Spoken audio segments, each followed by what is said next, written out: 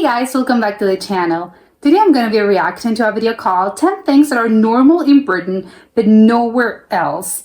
I would think there are several things that I can think of. To begin with, I don't think drinking that much tea, I don't think that's normal anywhere else. Unless in very specific circumstances, but that's where my mind went. But obviously there are other things that we're going to find out. So let's check it out and comment, like, and subscribe.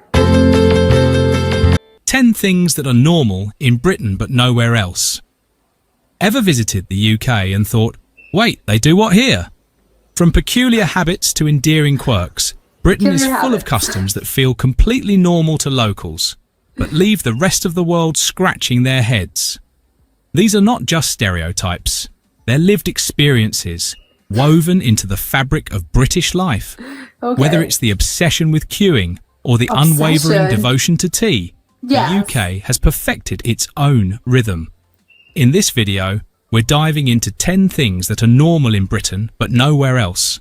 Some hilarious, some practical, and all incredibly British. 10. Washing machines in the kitchen. In Britain, it's completely normal to find the washing machine tucked under the kitchen counter. I think that's obviously weird, but I think it makes sense in places where you don't really have the space. But I think that, to me, that seems, isn't that dangerous? Obviously no, but I don't know, it's just weird. Right next to the fridge or oven. But see, it's my oven and there's my dryer. That's so weird to me. For people from countries like the US or Australia, where laundry rooms or utility closets are the norm, separate. This can feel baffling. Why mix cooking and laundry? Correct. The answer lies in Britain's architecture. Many British homes, especially those built before the 1980s, weren't designed with space for laundry appliances. Kitchen. Not at all though. 1980s, that's what, 40 years ago? That seems sort of young to me, but maybe not when you're talking about houses. Being the most plumbed and powered room in the house, were the logical spot. Oh, okay. It's not ideal. Actually, great point. Yeah, I have to think logically when you're building things. Yeah, you already have the plumbing, so it makes sense actually. Especially when you're making dinner and the spin cycle kicks off. But in the UK, it's just part of the landscape. Some newer builds include separate utility rooms, but even today, washing machines in the kitchen remain one of Britain's most puzzling normalities. Yeah, but of course, if you have an older house, it's the norm. Yeah, I think that seems right. I get it, though. I get it. 9. Obsession with queuing. What do you mean obsession? The Great British Queue. There's perhaps no better symbol of British orderliness and quiet discipline than the queue. Whether it's for a bus, a sandwich, a cash point, or even outside the pub, Brits will form Okay, I'm sorry, but I think that's just normal. That's just normal society. Are there places where there's just no queuing? What is this? a line with military precision. And here's the kicker. It's not just expected, it's respected. Oh, Jumping the no queue. cutters. Social suicide. Queue etiquette in the UK is sacred, and violating it can earn you eye rolls. Well, yeah, I don't think that's a British thing, because otherwise people are just going to come at you, because of course it's just the order of things. You shouldn't cut in line. Aggressive muttering. And if you don't expect to be, people are going to ignore it. No, they're going to come after you as they should. Or affirm, excuse me, there's a queue, you know. Yeah, go to that. Other cultures might push or hover, but in Britain, there's a deep cultural pride in queuing properly. It reflects a sense. Again, I think that just depends on the situation. But if you're waiting for the bus or to pay for something, or I don't know, it's just at the airport. Of course, you have to queue. What else are you going to do? To fairness, patience, and stoic camaraderie. If aliens ever visited Earth and asked, what is British society built upon? Just show them a queue outside Greggs on a rainy afternoon. What's Greggs? 8. Saying, you all right, as a greeting. One of the first linguistic curveballs you'll encounter in the UK is the classic, you all right? No hello? Or its regional cousin, you all right? To the uninitiated, it sounds like someone's genuinely asking if you're okay. How are you? Are you sick? Do you look upset? But in Britain, you all right isn't a question, it's a greeting. How are you supposed to answer? It doesn't expect a detailed answer. It's the equivalent of saying, hi, or how's it going? Actually, this would be very funny because if someone asked you this, you would be, well, I'm feeling good. Or maybe you would be, actually, I'm a little bit under the weather lately. And they're probably going to be looking at you really weirdly because I didn't really expect you to answer politely or honestly. No, what are you doing? It's just hello. A typical response might just be a mumbled, yeah, you, or even a nod Oh. and a smile. Oh, okay. This Yeah. conversational shorthand is very British. This is so Friendly, funny. but not too intimate. Polite, but emotionally reserved. Oh. It's Okay, so you would do this with acquaintances, not your friends. Is this someone, I don't know, with your workmates maybe, or again, an acquaintance you meet on the street and you say, "Oh, you're right," and you wouldn't say hello. It's a little weird, but okay. casual, quick, and entirely normal in the UK. Yeah, I get it. It's quick. It's polite. It's just a sort of, I don't know, an acknowledgement of the person, and then you go around about your day. Okay. In most other places, it would trigger an awkward therapy session. In Britain, it's Wow. just hello.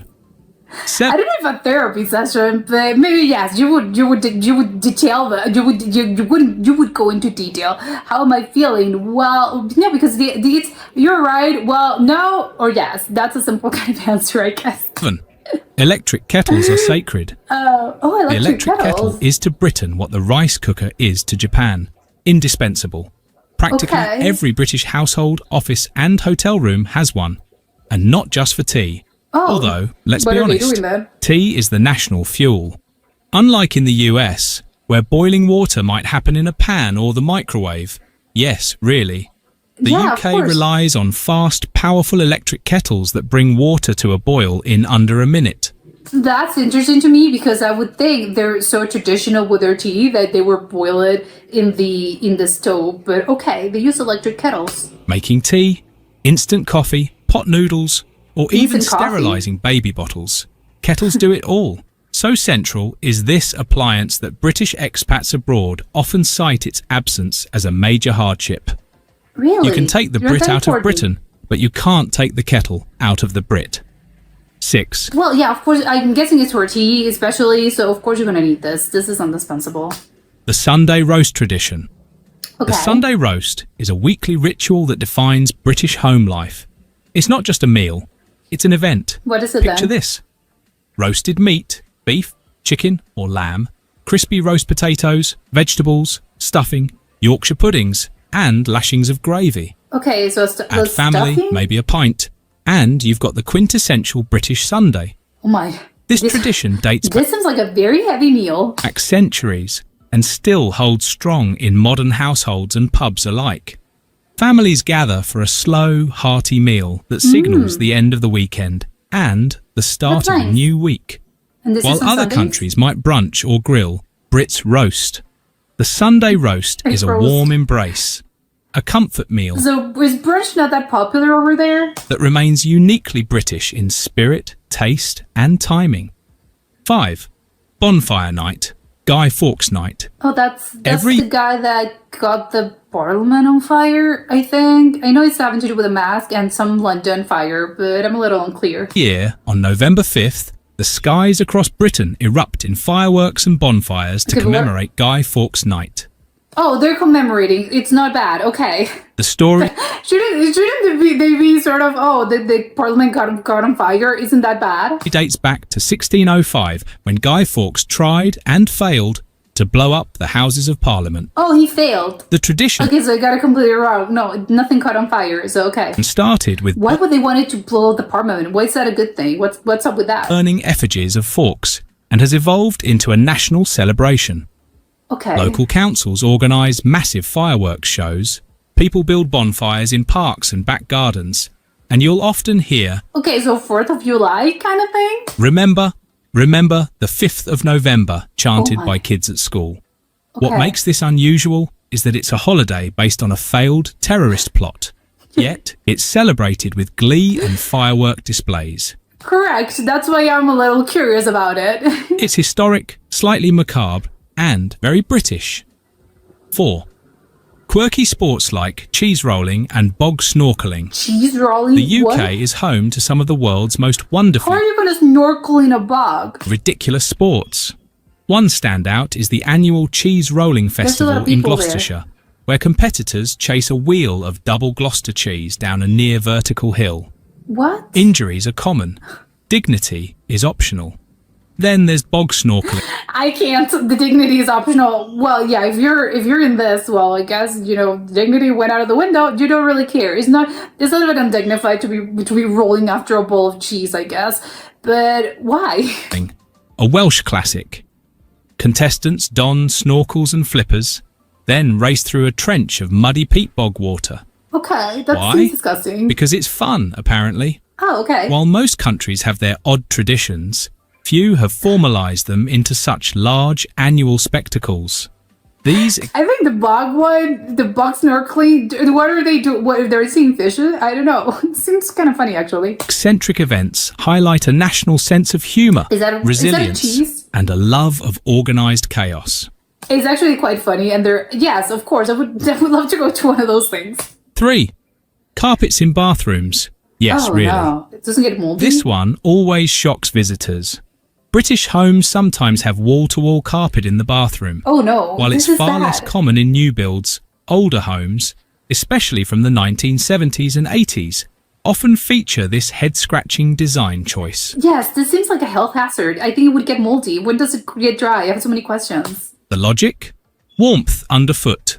British bathrooms used to be drafty, Come on. and stepping onto No. cold tile on a winter morning wasn't appealing. Carpet was That's why you have maybe slippers, socks, something else. a cosy, if somewhat unwise, solution. I know that socks are the issue, the kind of the coal of the floor steps through, but I don't think carpets are the solution. While most other countries rightly favour tiles or waterproof vinyl, Correct. this lingering relic of the past still shows up now and then. I'm And concerned it's about them. undoubtedly a very British interior God. choice. This is 2. baffling to me. Overhead shower attachments on bathtubs. Oh, but If that's you've normal, stayed in a British sort of. hotel or rented a flat, you may have encountered the infamous shower bath combo. What's it A infamous? mixer tap with a detachable hose, sometimes mounted on the wall, sometimes not. Some have no water pressure. Others spray unpredictably. Oh, okay. It's a far cry from the sleek, standalone showers seen elsewhere. This setup evolved from older plumbing systems where installing a full power shower wasn't always feasible. It also Oh. saves space, which is often limited in UK bathrooms. How much space would you get just tell an overhead shower? It's not gonna take so much space. For Brits, it's just the norm. For everyone else, it's a quirky splash in the face. Yeah, but I don't think you're supposed to shower with the overhead attachment unless you're washing your hair in the bathtub, which I think, well, makes sense. Literally. Actually, quite handy now I'm thinking about this. 1. The pub as a second living room. British pub culture In isn't what way? just about drinking, it's about community. The Okay. local is the heart of many neighbourhoods. It's where people meet friends, celebrate birthdays, watch football, hold pub quizzes, or simply enjoy a quiet pint. Pubs in Britain often feel more like communal lounges than nightlife venues. Oh, Families okay. come for Sunday lunch. Dogs nap under tables. Can children also get in? That seems a little weird. Well, not that weird, I guess. No, it's not weird. No, they're not drinking. The adults are drinking. It's normal. Forget what I just said. Regulars are greeted by name. And unlike bars elsewhere, many pubs open in the daytime and serve food alongside ale and Oh, banter. yeah. Yeah, I get it. I get this type of sort of establishment. It's good. Yeah, it's good for families. The atmosphere is distinct. Low ceilings, wooden beams, beer on tap, Cozy. and friendly chatter. It's cosy. Yeah. It's welcoming. And it's a core part of British life. From Love odd that. bathrooms to unshakable tea habits, these 10 quirks reveal how Britain does things its own way. They may confuse outsiders, but for Brits, they're a badge of cultural pride. Whether charming or confusing, these habits make Britain, well, Britain. And honestly, would we want it any other way? Okay, this was quite interesting. There's several things that I'm a little confused. Some of them in a good way, some of them in a bad way. I think there are the queuing thing, for instance. I think that's just a normal part of life. So I'm a little confused on why would they think it's just a British thing, because I think that's just normal. People queue when it comes, obviously not because we love to queue. I mean, well, it's just, again, it's just normal. It's just, I don't know, you don't love it, but you don't hate it either. It's just something, I don't know, like brushing your teeth or something. It's just something that you do, and that's it. It's not good or bad. It just is. So I'm a little confused why they think it's only a British thing, because I think everyone, well, apparently not everyone, but there's just so many, I think so many places, so many cultures, so many countries that do this. Of course, if you're in line for something, and that has to do with, hey, there's, just take your place in line. I don't know, if you're waiting for things, it's just normal to queue. Again, if you're waiting for public transport, you have to queue. You can't just sort of, oh, I'm going there like a crazy person. No, you have to queue. If you're, I don't know, getting coffee, you also have to queue because you have to pay for something. Or again, either at a shop, if you're waiting, or if you're waiting to get into some sort of establishment, you also have to queue. So I'm so confused by the whole situation. If you're even at public sort of offices, as in, I don't know, the DMT, I don't know, there's some sort of public office, and there's people, if you don't have a number, well, you also have to queue. It's just normal. So I'm so confused by the whole thing. They believe only British people do this, because no, that's just a normal thing. I would be more weirded out by some people not queuing. That would be weird. Also, I think another thing that I found a little bit kind of weird, because I don't think that's that strange, is the shower bath combo. A lot of places have the overhead sort of detachable shower thing. Again, it just maybe just depends on how old the house is, but I don't think that's that weird, because I've seen this in other places, and again, it just depends on the type of house. But to me, that's not that weird. They have the shower, and they also have the detachable one, because I think it's quite useful. They're apparently they're not a fan of it, because they don't have a lot of water pressure. But I think it's quite useful. The more I think about it, the more you know what. If you have a bathtub, you should definitely have this, because again, I'm thinking this is very useful. If you wanna wash your hair, but you don't want to take an actual shower. If you want to wash something, some sort of, I don't know, maybe a piece of clothing even, you can do this. Or if you want to I don't know, you want to wash your feet for some reason, I don't know. I think there's just, I don't know. I can think of a lot of things that this could be handy. So you know what? I like it, but I don't think that's weird either, because again, I've seen this in other places. The weirder things, absolutely, I think there was the majority of them, is really weird to me. For instance, the carpet in the bathroom, that to me is just, I do not understand. Can they live like this? Because I get it as in, oh, how comfortable. Yeah, your feet are warm and toasty when you're getting out of the shower. And it's not such a huge thing, again, when you're waking up, it's a cold morning, and you have to use the bathroom, and it's, oh my god, it's so incredibly cold. And also, of course, when you're showering during the winter time, which is kind of quite a traumatizing experience, because it's really cold. But I don't know, I don't think the carpet in a bathroom, it's gonna make a difference, or because the hassle it would take. How do you clean this? How do you clean your bathroom? You don't. I think that would be the easy answer. You don't. Did you vacuum this? Because I'm concerned about so many things. This seems, this does not seem hygienic. It's just, again, I'm worried about the mold. I'm worried about the germs. It's just, again, if you're vacuuming this, it's not going to get rid of the germs. You need to actually clean it. That's why you have tiles, because you can use, you have to clean the bathroom, and you clean it, and you clean the tiles. So I do not understand this. It seems weird, and I don't like it. I oppose this completely, wholeheartedly. I do not like it. And I don't know how they live like this, because even then, I think if I were ever in a house like this, as in obviously not visiting, but just, I would buy a house like this, that would be the number one thing I would get rid of immediately. No, we have to put tiles in this. What is this? This is not feasible. I hate this. I do not like it. So that to me is really weird. And I don't know, I guess they also mentioned it's especially in older houses, But I do not understand how is that going to, what exactly were they thinking when they started, I don't know, putting this, oh, it's fashionable or something. I don't know. Maybe it's just they thought it was practical. But again, it doesn't seem that practical to me because, again, you're not cleaning and the benefits is, oh, because it's kind of keeps your feet warm. It's not going to do that. Use slippers and use socks. And I get it. Yeah, it's not necessarily the sort of, oh, this is not the solution because when it's so cold, sort of the floor, it still sort of emits coldness, and your feet are still going to be really cold. But well, who cares? You're not going to spend that much time in the bathroom. You're just going to take a shower and that's it. Or I don't know, whatever. You're not going to spend that much time of your life in the bathroom. So whatever, go and get out of there quite fast and go and warm your feet somewhere else. I do not like it. The quirky sports, I think that was really funny. I've never heard of the cheese rolling thing or the box snorkeling. I think those are, I get it. Oh, they're trying to, I don't know. It's just, I wonder if it happens also in sort of little towns and rural towns because they kind of, and it's a tradition, obviously not in this day and age, but probably it comes from older traditions where people maybe had less things to do. And it's more about, let's go outside and enjoy the weather. But again, they're trying to sort of think of things, of fun activities.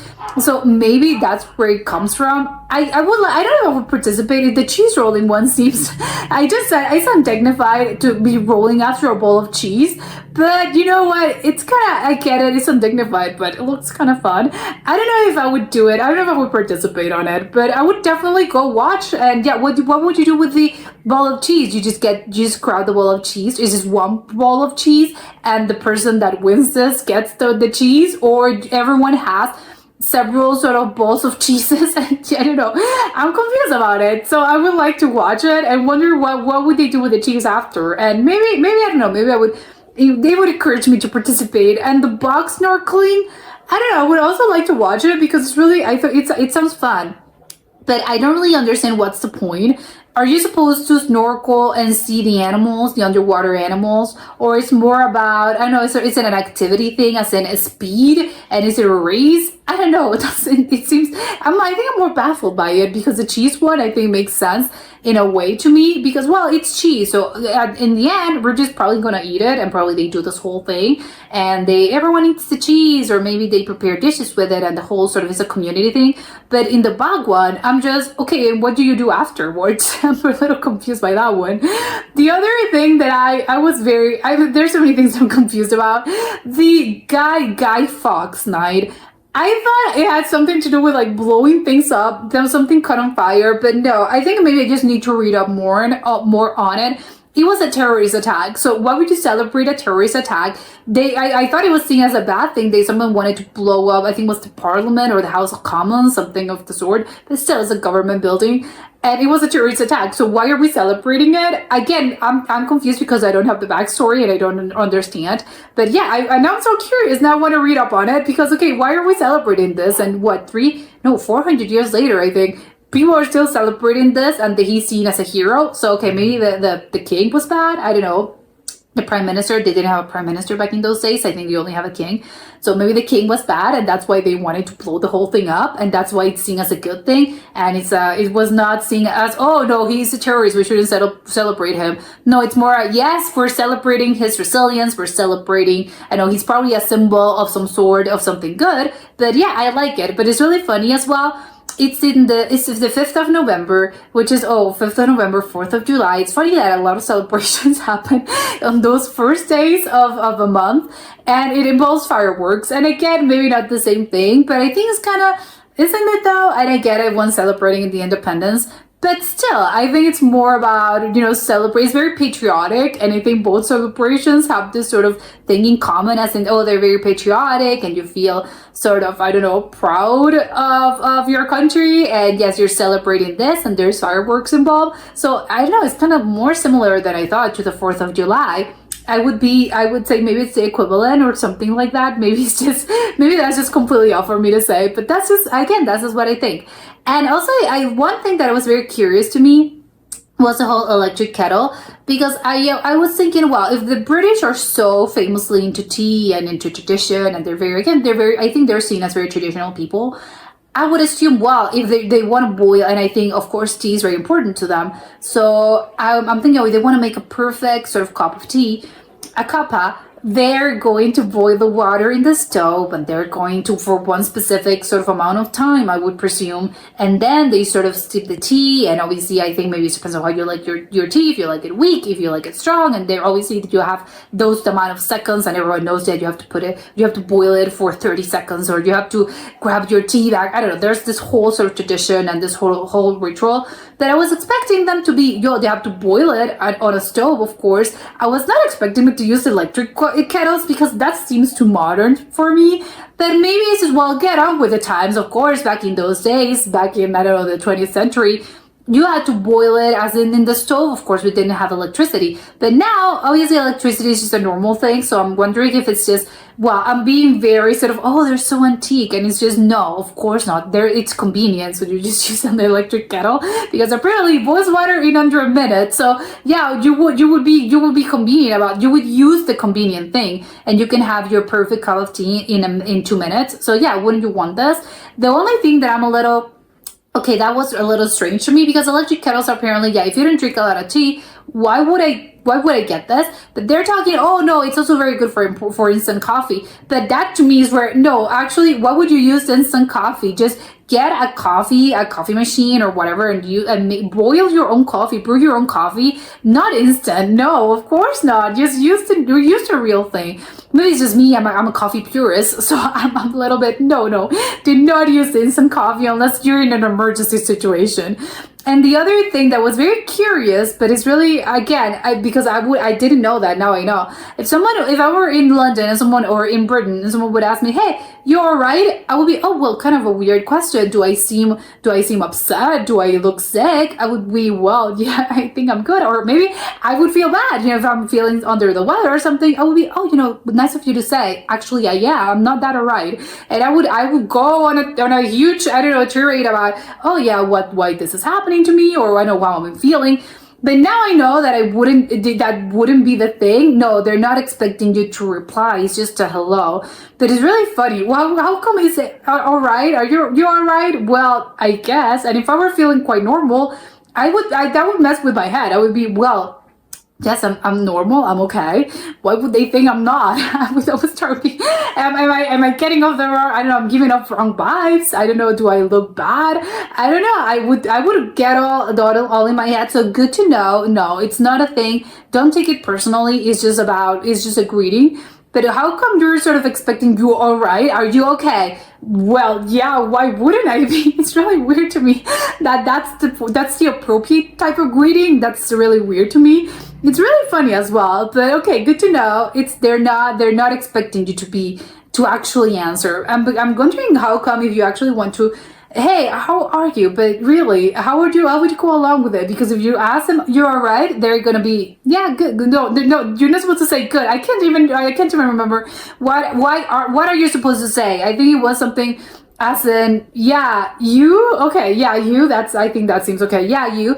But what happens if you actually want to talk to someone, hey, you seem upset, how are you? Maybe that's just not the form of greeting. You would be, you're all right, and after they reply, after a few pleasantries, you would be, but oh yeah, I wanted to ask, how are you feeling? I think maybe, and to go with the therapy session as they called it, because that's really funny. It's like, you're right. Well, yeah, my first instinct would be to make it to reply in an honest manner, but now I know I wouldn't. People would look at me really strangely. So good to know, but it's still quite curious of the British.